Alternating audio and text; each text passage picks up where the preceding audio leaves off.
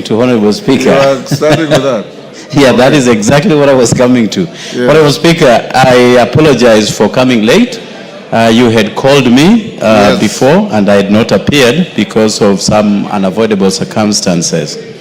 Honorable Speaker, the statement that I have is, I'm reading it on behalf of the Kabondo Kasipul constituency Member of Parliament, Honorable Eve Obara, who is out of the country. And here it reads, Honorable Speaker, pursuant to the provisions of Standing Order 44-2C, I wish to request for a statement from the chairperson of the Departmental Committee on Administration and Internal Security regarding the circumstances surrounding the tragic death of Mr. Alfred OJWANG, a teacher and social media influencer from Kabondo Kasipul constituency, while in custody at the Central Police Station, Nairobi City County. Honorable Speaker, on the 7th of June, this year of our Lord 2025, Mr. Alfred OJWANG was seized from his home in Kakoth Village, Kokwanyokakelo Ward, Kasipul, Kabondo constituency in Homa Bay County, by officers from the Directorate of Criminal Investigations, DCI. He was reportedly arrested over allegations of publishing defamatory content online. Mr. OJWANG was initially detained at Mawego Police Station before being transferred over 385 kilometers to Nairobi, where he was detained at Central Police Station. This situation raises concerns regarding the legality of the transfer of Mr. OJWANG from Homa Bay County to Nairobi. Section 71 of the Criminal Procedure Code, Cap 75, provides that an offense must be tried by a court within the local limits of the jurisdiction where it was committed, or where the accused person was apprehended. No court order appears to have been issued to authorize the transfer as required by law and the National Police Service standing orders.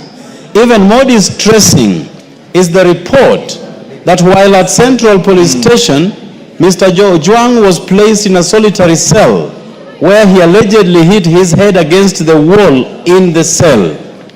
He was then rushed to Mbagathi County Referral Hospital, where he was pronounced dead on arrival.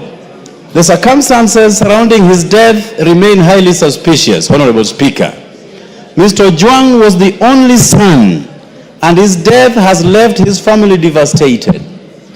Article 21 of the Constitution places an obligation on the state to observe, respect, protect, and fulfill the rights and fundamental freedoms of all individuals, including suspects in police custody.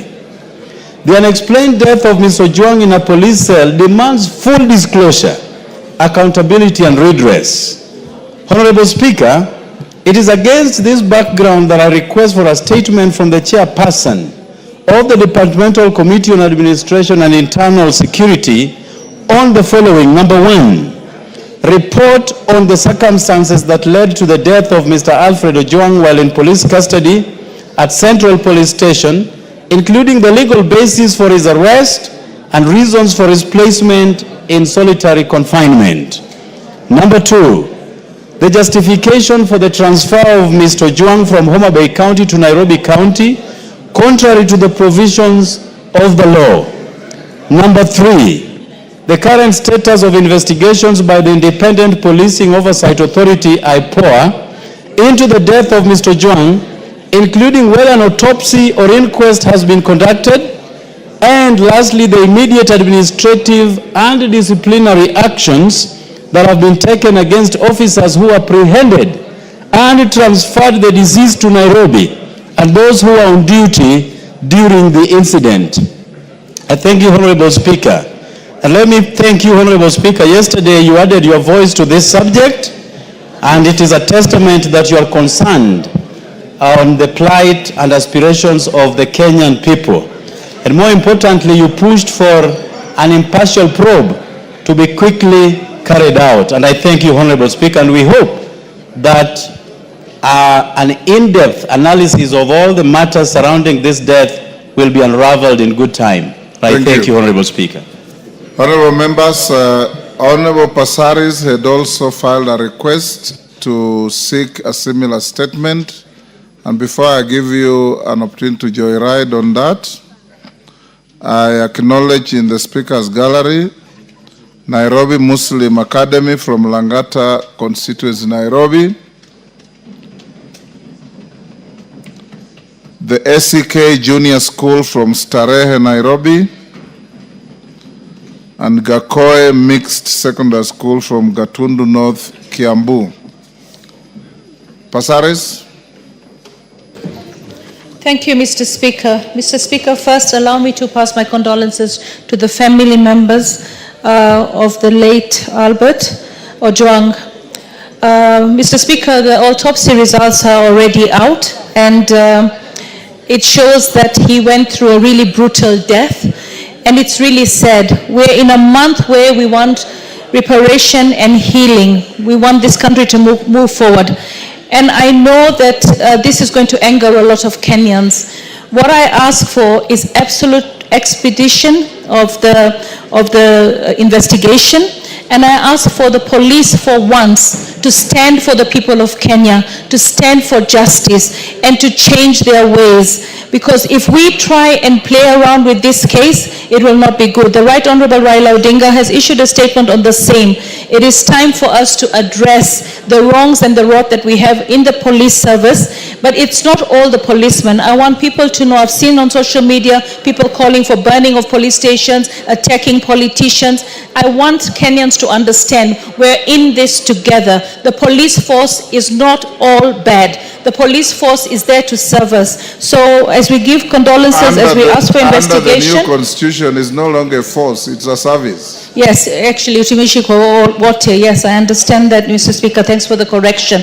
I just pray that the family finds peace and that we can do something right now to bring justice to this young man and all the lost souls that we've had in our country. Police brutality should end. The police should do what they're mandated to do and do it within the rule of the law as mandated and asked for by the President. Thank you, Mr. Speaker. Bowen, on the same. Yes, thank you, Honorable Speaker. Mr. Speaker, I want to support the question by the Honorable Jared. And Mr. Speaker, my condolences to the family, the Honorable Member. Ms. Jared Okello is not a lady. Okello, yes. Yes. So, Mr. Speaker, let me say this. Yes. Mr. Speaker, it is very sad that a young man who just wrote something on a social media had to die.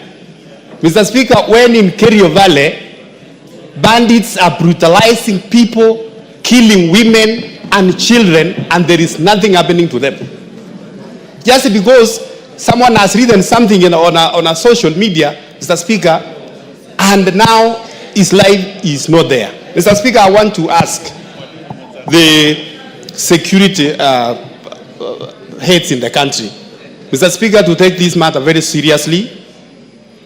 And Mr. Speaker, we want to condole with the family of OJWANG and ask IPOA to make sure that they investigate this matter and make sure those who are involved, Mr. Speaker, are brought to book. And Mr. Speaker, at the same time, Mr. Speaker, many of us here from the North Rift, Mr. Speaker, what people are going through there in the hands of bandits. And the police are just joyriding around town here, looking for people who are writing Twitter, writing on Facebook, and this one. They are not going for those bandits. So, Mr. Speaker, they must take their work very seriously. Thank you. Melio Odhiambo. Thank you, Mr. Speaker, for giving me this opportunity. Mr. Speaker, I also wish to give my condolences to the family of the late OJWANG on his unfortunate demise at the hands of some rogue officers. Mr. Speaker, indeed it is unfortunate that at this time, after we passed a new constitution making the police service a service, that we still have people who are behaving in the manner that we have seen. Mr. Speaker, I'd want to call on the president to ensure that the police that have been found to be behind the death of OJWANG and who are actually tainting the name of the police should be charged and should be prosecuted, and it should be fast, because justice delayed is justice denied. The problem is, we have seen in this country, sometimes people are arrested, and when the angers go down, then the case disappears. To show seriousness, this case should be fast-tracked. And Mr. Speaker, if IPOA is not in a position to, occasionally the government has actually employed the services of external forces and external investigators.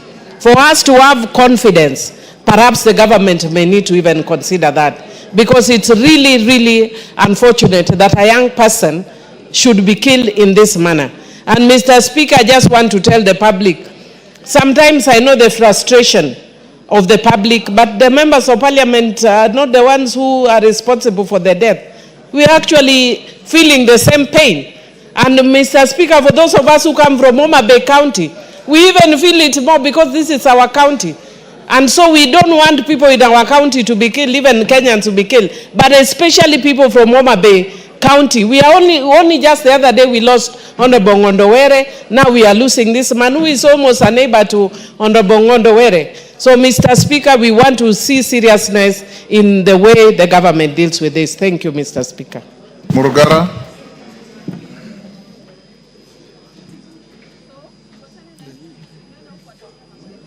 Thank you. Thank you very much, Mr. Speaker. Mr. Speaker, also allow me to join the rest of the House and Kenyans in conveying condolences to the family of the late Albert OJWANG. Indeed, it's very sad to have lost such a young man in circumstances which are unclear, which in those circumstances themselves puts our National Police Service into question, especially when they give a statement which on the face of it does not make sense. Honorable Speaker, we urge the service, IPOA, and everyone who is investigating to actually do the best they can to unravel the ministry, to unravel the mystery, so that justice is served on the family of this young boy who passed away in those circumstances. Sometimes we wonder why the police service actually has to conduct itself in the way it is doing.